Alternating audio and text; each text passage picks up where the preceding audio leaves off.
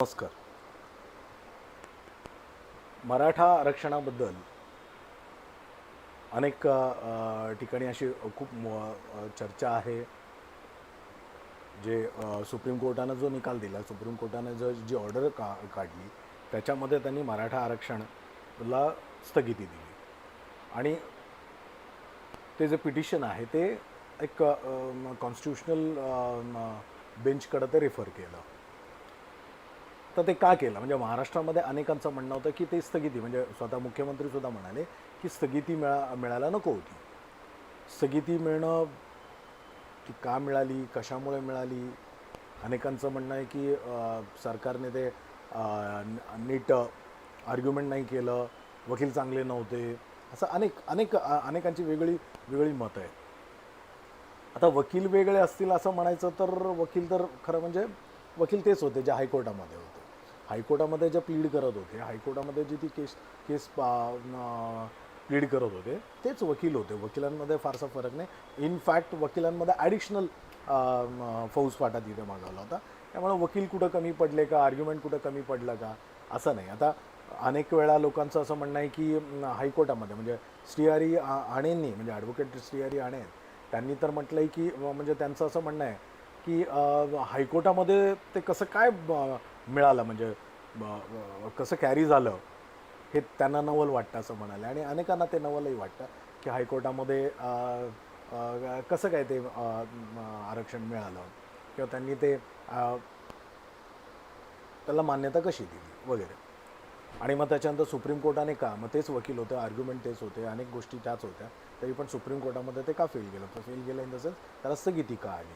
आता अनेक कारणं आहेत त्याच्यामध्ये. तर मराठा आरक्षण नेमकं काय आहे आपण याच्यावर बोलणार आहोत.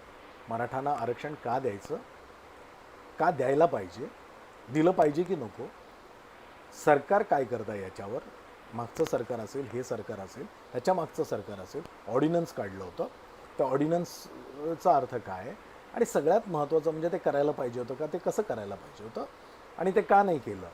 आणि तिसरा जो भाग आहे तो कसं करता येईल म्हणजे मराठा समाजाला जे आरक्षण आहे हे कसं मिळवून देता येईल, ते मिळणं शक्य आहे का, तर ते शक्य आहे म्हणजे अगदी शक्य आहे ते.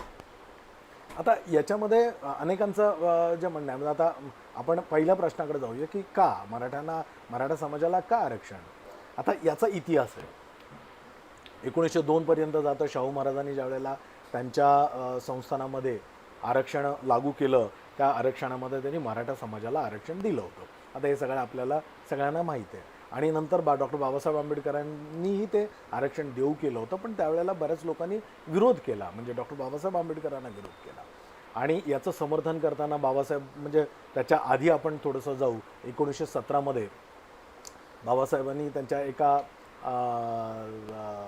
ट्रीटीजमध्ये असं म्हटलं होतं, एका ग्रंथामध्ये असं म्हटलं आहे की आज जो मराठा समाज आहे त्यांच्याकडे आज जमिनी आहेत आणि त्या जमिनी ज्या काही आहे त्या 5 एकर आहेत, 10 एकर आहेत, 15 एकर आहे आणि त्यामुळं त्यांना ते उदरनिर्वाह करणं शक्य आहे. शेती बऱ्यापैकी होते. परंतु कालांतराने असं होणार आहे की त्या शेतीची वाटणी होता होता होता होता कुटुंबाकडं अतिशय कमी प्लॉट्स निर्माण होतील आणि 1 एकर 2 एकरच्या मालक होतील आणि ह्या 1 एकर अर्धा एकर 2 एकरमध्ये शेती करणं शक्य नाही. म्हणून डॉक्टर बाबासाहेब आंबेडकरांनी सांगितलं होतं की त्याला पर्यायी काहीतरी योजना राबवल्या पाहिजे. मराठा समाजाने शिक्षण घेतलं पाहिजे. सगळ्यात महत्त्वाचं म्हणजे बाबासाहेबांचं हे म्हणणं होतं की मराठा समाजाने फक्त शेतीवर अवलंबून न राहता स्वतःला शिक्षण घेतलं पाहिजे, हे बाबासाहेब आंबेडकरांचं म्हणणं होतं. परंतु त्या काळामध्ये ते कुणी ऐकलं कुणी नाही ऐकलं आणि मराठा समाजाने ते आरक्षण जे काही देऊ केलं होतं ते नाही घेतलं किंवा त्यावेळेचं जे सरकार होतं त्यांनी त्यांनी नाही दिलं. आता अनेकांचं म्हणणं आहे की मराठा समाज हा सोशली बॅकवर्ड आहे का, तर माझं असं मत आहे की सोशली बॅकवर्ड मराठा समाजाला म्हणता येईल असं मला वाटत नाही. आता त्याच्यामध्ये कसं आहे, आरक्षण कशासाठी, आरक्षण हे सेफगार्ड्स आहेत, आरक्षण हे ॲफर्मेटिव्ह ॲक्शन आहे, आरक्षण हे प्रगतीसाठी म्हणजे प्रगतीसाठीच नाही तर ते प्रतिनिधित्व आहे. म्हणजे आरक्षण सेफगार्ड्स आहेत, आरक्षण रिप्रेझेंटेशन आहे आणि ती एक अफर्मेटिव्ह ॲक्शन आहे आणि त्याला पॉझिटिव्ह डिस्क्रिमिनेशन पण म्हटलं जातं. तर अशा प्रकारचं ते आरक्षण आहे. मग हे कुठं बसतं? मग मराठा आरक्षण सोशली बॅकवर्ड म्हणजे त्यांना कोणी नाकारतं का? त्यांना कुणी डावलतं का? तर मला असं वाटतं की सोशली तर इतके स्ट्रॉंग समाज आहे की त्यांना कोणी डावलणं हे शक्य नाही. मग हे डावललं जात नाही. मग पण इतर काही कारणं आहेत सोशली बॅकवर्डनेसचा तर आहेत. तर ती जी काही कारणं आहेत तर मला असं वाटतं की सोशली बॅकवर्डनेस तो आहे. त्यांच्यामध्ये शिक्षण कमी आहे, महिलांमध्ये शिक्षण कमी आहे. हां, त्याच्यामध्ये सामाजिक बॅकवर्डनेस ज्या काही त्यांच्या स्वतःच्या समज, गैरसमज, अंधश्रद्धा अशा अनेक गोष्टी आणि त्याच्यानंतर त्याचं राहणीमान वगैरे आता जे काही राहणीमान कमी झालं आहे, हां, ज्या प्रकारे झालं आहे ते राहणीमान जर पाहता तर एक असा आढावा घेतला जातो की मराठ्यांना म्हणजे ज्या गायकवाड कमिशन असेल, बापट कमिशन असेल की अन्य सगळे कमिशन्स जे आहेत त्या कमिशनमध्ये त्यांनी त्यांची जी अवस्था आहे त्या अवस्थेबद्दल बऱ्यापैकी बोलणं म्हणजे रिमार्क्स दिलेले आहेत. आणि तसा जरी सोशली बॅकवर्ड नसला म्हणजे डावलण्या म्हणजे सेफगार्ड्सची गरज जरी नसली त्यांना तरी त्यांना रिप्रेझेंटेशनची गरज आहे असं मला वाटतं. कारण आरक्षण म्हणजे काय फक्त सेफगार्ड्स किंवा फक्त रिप्रेझेंटेशन किंवा फक्त अफर्मेटिव्ह ॲक्शन आहे अशातला भाग नाही, तर तो देशाच्या विकासाबद्दलचा पण तो भाग आहे की एवढा मोठा समाज जर आपण विकासापासून जर प्रवृत्त ठेवू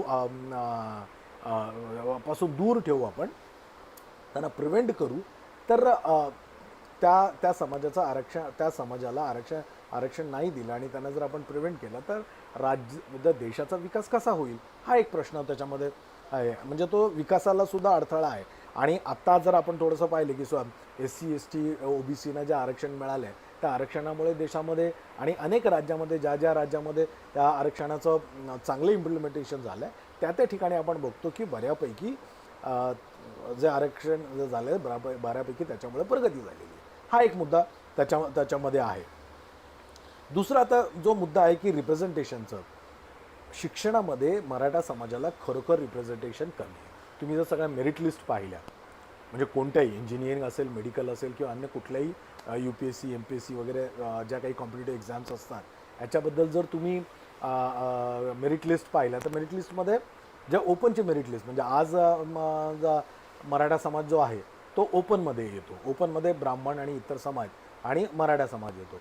तर त्याच्यामध्ये जर आपण मेरिट लिस्ट पाहिली तर त्या मेरिट लिस्टमध्ये आपल्याला असं दिसतं की मराठा समाजाचं रिप्रेझेंटेशन अतिशय कमी आहे. एज्युकेशनली त्या मेरिट लिस्टमध्ये अतिशय कमी म्हणजे शिक्षणामध्ये ते कमी आहे. म्हणजे सोशली जर तुम्ही म्हणाल तर socially really it's a backward class म्हणजे सोशली त्यांचा प्रगती झालेली नाही आणि ती प्रतिनिधित्व त्यांचं कमी पडतं आहे हे खरं आहे आणि म्हणून त्यांना आरक्षण दिलं गेलं पाहिजे. सो टेक्निकली सुद्धा जर आपण पाहिलं तर त्यांना आरक्षण देणं गरजेचं आहे. नॉन टेक्निकली आणि सामाजिकच्या दृष्ट्या जर आपण पाहिलं, शैक्षणिक दृष्ट्या जर आपण पाहिलं की त्यांना आणि हे जे काही आता जे आयोग होतं त्या आयोगानेही त्यांना ती मान्यता दिलेली आहे. गायकवाड आयोगानेही मान्यता दिलेली आहे. सो हा एक भाग झाला. तर दुसरा प्रॅक्टिकल जर आपण पाहिलं तर खरोखर आज जर तुम्ही म्हणजे ग्रामीण भागामध्ये गेला तर आणि इतर म्हणजे ग्रामीण आणि शहरी भागामध्ये सुद्धा म्हणजे एक उदरनिर्वाहाचा जो पूर्वी जे साधन होतं ते जमिनी होत्या आणि त्या जमिनी आता कमी होत गेल्या. त्यांचे प्लॉट्स आता कमी झालेत म्हणजे छोटे छोटे प्लॉट्स झालेत आणि त्याच्यामुळे शेती करणं अशक्य आहे. म्हणजे एक कॉन्ट्रास्ट आहे गेल्या 10 वर्षामध्ये म्हणजे शरद पवार ज्या वेळेला कृषी मंत्री होते त्यावेळेला एक कॉन्ट्रास्ट तुम्हाला सांगता येईल की देशाचं उत्पादन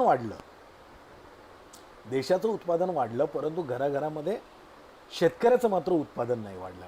आता ते उत्पादन न वाढण्याचं कारण काय होतं की त्याचे प्लॉट्स मुळात त्याची जी जमीन आहे तीच 1 एकर 2 एकरपर्यंत गेलेली आहे. 1 एकर आणि 2 एकरमध्ये जे काही उत्पादन मिळेल म्हणजे तुम्ही किती एफिशियंटली उत्पादन काढू शकाल. तर ते जे काही उत्पादन निघतं त्याच्यामध्ये उदरनिर्वाह म्हणजे त्याचे म्हणजे तो जो शेतकरी असो किंवा त्याचे कुटुंब आहे आई वडील भाऊ बहीण आणि अरे तर ते उदरनिर्वाह करणं शक्यच नसतं. म्हणजे ती आर्थिक परिस्थितीसुद्धा त्यांची कमी आली. परंतु आरक्षण हे काय आर्थिक परिस्थितीसाठी दिलं जात नाही किंवा तो काय म्हणजे काय म्हणतो आपण नोकऱ्या देणं म्हणजे ते कल्याणाचं त्या हे नाही आहे. गरिबी हटाव ती योजना आहे असं अनेक जण म्हणतात. ते खरं आहे. ते गरिबी हटाव योजना ती नाही हे 100% खरं आहे. मग काही लोक त्याला विरोध करतात. ते म्हणतात काय आरक्षण म्हणजे काय खिरापत आहे का की ह्याला पण द्या, त्याला पण द्या, ह्याला पण द्या, हा आला, हा गरीब झाला, तो गरीब झाला, तर त्यालाही त्याला द्यायला पाहिजे. ते खिरापत नाही, हे खरं आहे खिरापत नाही. परंतु जरी खिरापत नसली तरी एक तुम्ही हे पाहिलं पाहिजे की आर्थिकदृष्ट्या ते कमी म्हणजे बॅकवर्ड झालेच आहेत. त्याशिवाय सगळ्यात महत्त्वाचं मगाशी जे म्हणाले की शैक्षणिकदृष्ट्या सुद्धा एज्युकेशनली बॅकवर्ड आज कुठला समाज असेल तो मराठा समाज नक्कीच बॅकवर्ड आहे. आणि एज्युकेशनली बॅकवर्ड असल्यामुळं त्यांना नोकऱ्यांमध्ये पण प्रतिनिधित्व नाही. म्हणजे हेही मान्य केलं पाहिजे आपण की मराठा समाजाला नोकऱ्यांमध्ये पण प्रतिनिधित्व नाही. जेवढ्या प्रमाणामध्ये त्यांची लोकसंख्या आहे त्या लोकसंख्येनुसार त्यांना ती ती म्हणजे त्यांना ते प्रतिनिधित्व नाही म्हणून ते दिलं पाहिजे. जो लोकांचे जे काही इतरांचे जे काही आर्ग्युमेंट्स आहेत ते मला वाटतं ते आर्ग्युमेंट म्हणजे विरोध करणारे जे आर्ग्युमेंट्स आहेत ते चुकीचे आहेत, ते खोडून टाकता येतात. आणि हे प्रूव्ह करता येतं की मराठा समाज ला प्रतिनिधित्व मिळालं नाही. कारण प्रतिनिधित्व हे महत्त्वाचं आहे म्हणजे आरक्षणाचं आणि अफर्मेटिव्ह ॲक्शन ही महत्त्वाची आहे. आता दुसरं असं म्हटलं जातं म्हणजे हे सरकार काय करतं आहे मग मागचं सरकार त्याच्या आधीचं सरकार त्यांनी ऑर्डिनन्स काढून एक म्हणजे आरक्षण दिलं होतं आणि ते आरक्षण काही कोर्टात टिकलं नाही. मग मागचं सरकार जे BJP चं सरकार होतं त्यांनी काय केलं. लक्षात घ्या की हे जे काही आरक्षण दिलं जातं आणि त्या आरक्षणामध्ये जो तो कायदा केला जातो तो कायदा त्याच्यामध्ये तुम्ही अगदी स्पष्ट म्हणजे प्रूव्ह केलं असेल, तुम्ही सिद्ध केलं आहे की मराठा समाज हा बॅकवर्ड आहे, सोशली बॅकवर्ड आहे आणि तो एज्युकेशनली पण बॅकवर्ड आहे असं तुम्ही त्या आयोगामध्ये सिद्ध केलं असेल, निश्चितपणे सिद्ध केलं असेल आणि ते केलं आहे. परंतु ज्या प्रकारे इकॉनॉमिकली वीकर सेक्शन्सना दिलं गेलं, आता इकॉनॉमिकली वीकर सेक्शन्सना जे आरक्षण दिलं गेलं ते आरक्षण 16(4) नाही दिलेलं आहे, त्यांना ते 15(4) दिलेलं आहे. आणि अरुण जेटलींनी ज्यावेळेला त्याचं समर्थन राज्यसभेमध्ये केलं होतं त्यावेळेला ते म्हणाले होते की 15(4) कुठं मर्यादा नाही आहे पण 16(4) मर्यादा आहे.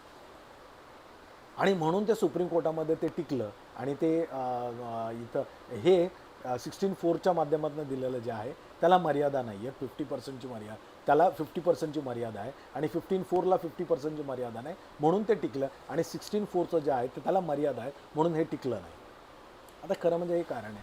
आणि कारण काय आहे तर याचा सगळा वापर करताना अनेक लोक काय करतात, सामाजिक एक दोन समाजामध्ये भांडणं लावून देण्याचा प्रयत्न करतात, त्याच्यामध्ये अनरेस्ट निर्माण करण्याचा प्रयत्न. तो कसा, तर अनेकांचं म्हणणं आहे की म्हणजे अनेक जण रॉंग रिप्रेझेंटेशन करतात. ते रॉंग रिप्रेझेंटेशन काय आहे की मुळात या संविधानामध्येच 50% कॅपिंग होतं, म्हणजे आरक्षण हे फक्त 50% दिलं गेलं पाहिजे असं ते कॅपिंग मूळ संविधानामध्ये होतं. तर हे दादांत खोटं आहे, हा खोटा प्रचार आहे. आणि हा प्रचार यासाठी केला जातो तो संविधानामध्ये काही त्रुटी आहेत का आणि त्या त्रुटींमधनं समाज एक मोठ्या समाजाला संविधानाबद्दल एक आपण काय म्हणूया अनरेस्ट निर्माण करण्याचा तो प्रयत्न केला पाहिजे, केला जातोय. तो जो प्रयत्न केला जातोय तो हाणून पाडला पाहिजे. कारण डॉक्टर बाबासाहेब आंबेडकरांनी मूळ संविधानामध्ये कधीही कुठेही 50% आरक्षण असावं किंवा ते कॅपिंग आहे ते कॅपिंग दिलेलं नाही. अनेक आता घटनातज्ञ आहेत ते म्हणतात की डिबेट ज्या असेंब्लीमध्ये डिबेट झाल्या, कॉन्स्टिट्युएंट असेंब्लीमध्ये ज्या डिबेट झाल्या त्या डिबेट्समध्ये हे बोललं गेलं, करेक्ट, अगदी बरोबर आहे, हे बोललं गेलं पण हे अंमलात नाही आलं. डॉक्टर बाबासाहेब आंबेडकरांनी त्याला विरोध केलेला आहे. त्याच्यामध्ये मेरिट कुठंतरी मागे पडेल आणि 50% वरती जर आरक्षण दिलं तर मेरिट कमी पडेल असं बाबासाहेबांचं म्हणणं होतं. पण बाबासाहेबांनी ते आणून पाडलं होतं कारण त्यांचं डॉक्टर आंबेडकरांचं म्हणणं होतं की संधी ही मूळ महत्त्वाची आहे आणि संधी दिल्यानं तुमचं मेरिट वाढणार आहे.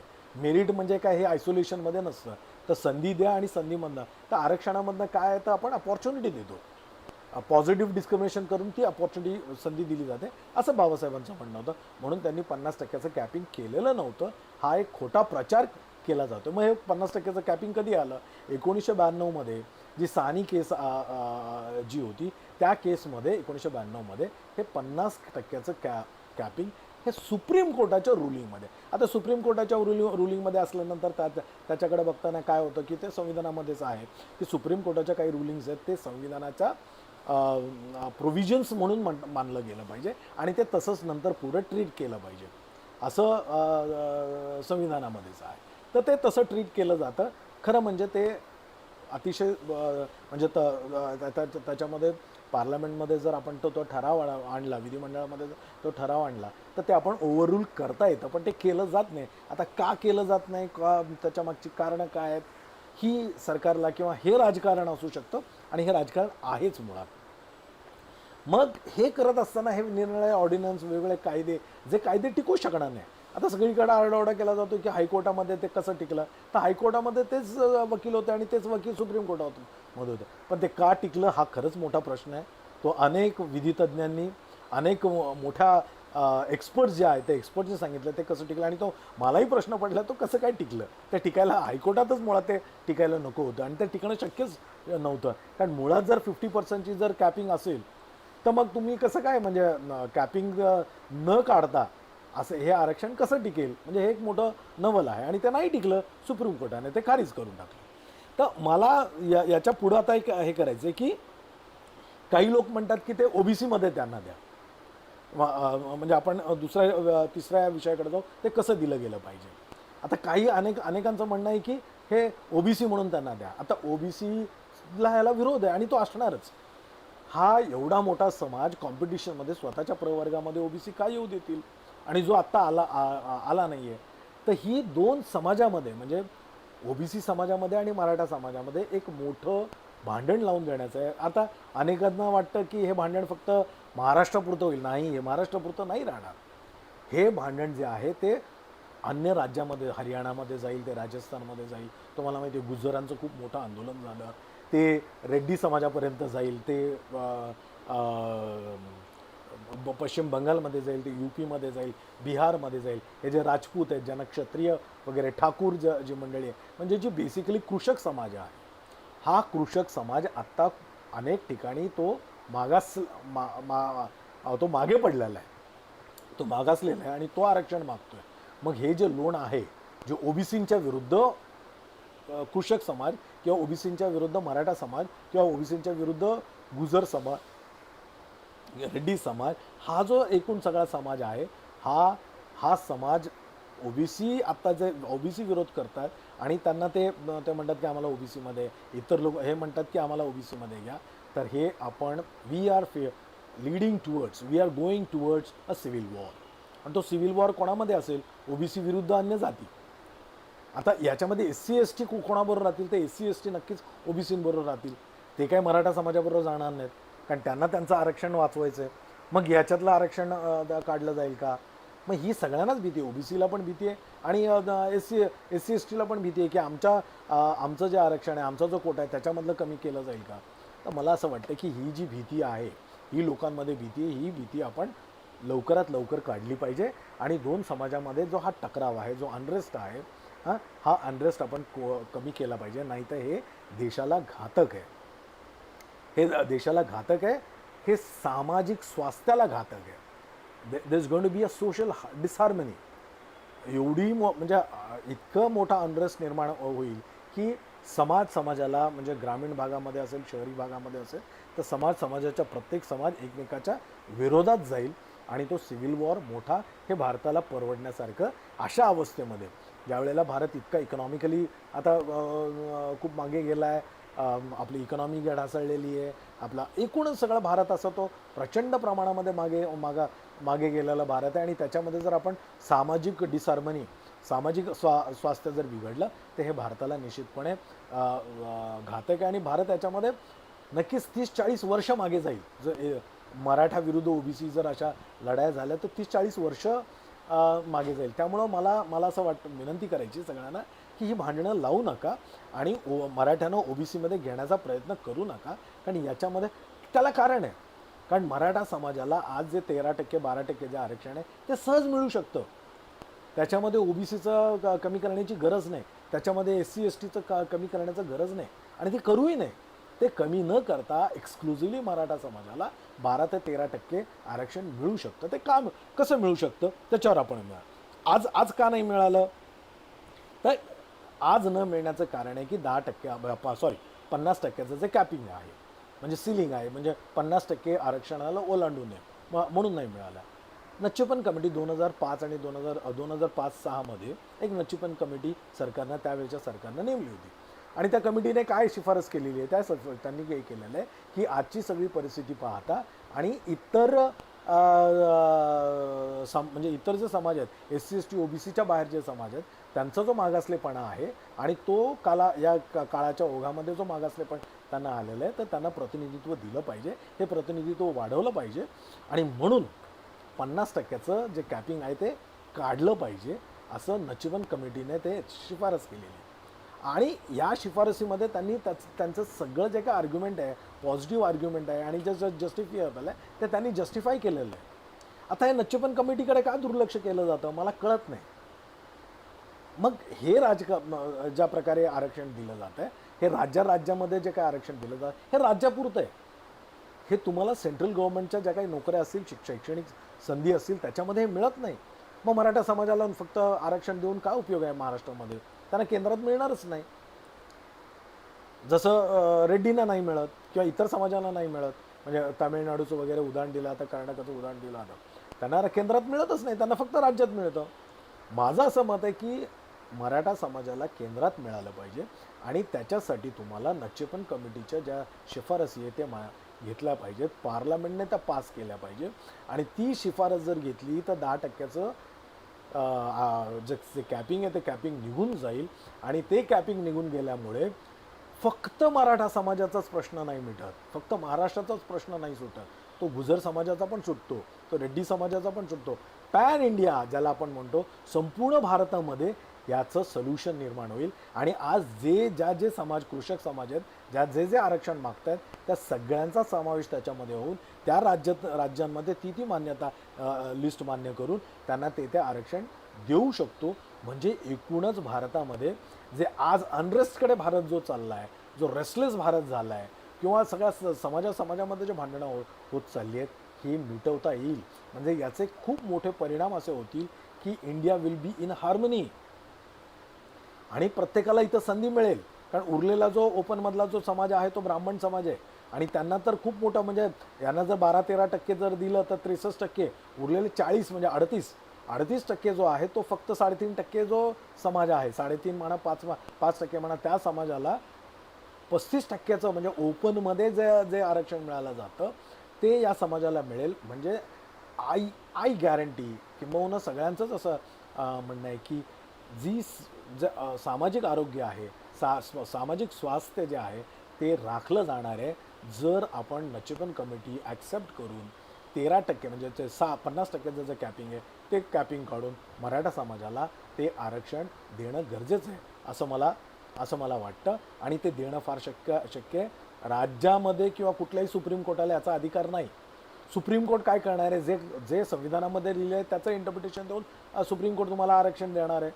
मग जर संविधानामध्ये म्हणजे त्या सुप्रीम कोर्टाचं जे रुलिंग होतं ते जर ओव्हररूल नाही केलं पार्लमेंटने आणि 50%चं राहिलं तर ते कसं देणार आहे? म्हणजे ते भिंतीवर डोकं आपटल्यासारखं आहे. तर मग भिंतीवर जर डोकं आपटायचं नसेल आणि तुम्हाला हा जो आरक्षणाचं पाणी जर खळखळ व्हायचं असेल तर तुम्हाला 50%चं जे कॅपिंग आहे ते काढावं लागेल. पार्लमेंटमध्ये एका ठरावानं ते होऊ शकतं आणि हे एकाच ठरावामध्ये संपूर्ण भारताचा जो कृषक समाज आहे त्यांचे प्रश्न चुटकीसरशी मिटतील, असं माझं म्हणणं आहे. म्हणून हे मराठा आरक्षण हे कुठल्याही म्हणजे महाराष्ट्र राज्याने न देता, सुप्रीम कोर्टाने न देता, हे केंद्राने पार्लमेंटमध्ये 50%चं कॅपिंग काढावं आणि मराठा समाजाला हे आरक्षण द्यावं, असं माझं स्पष्ट मत आहे. धन्यवाद.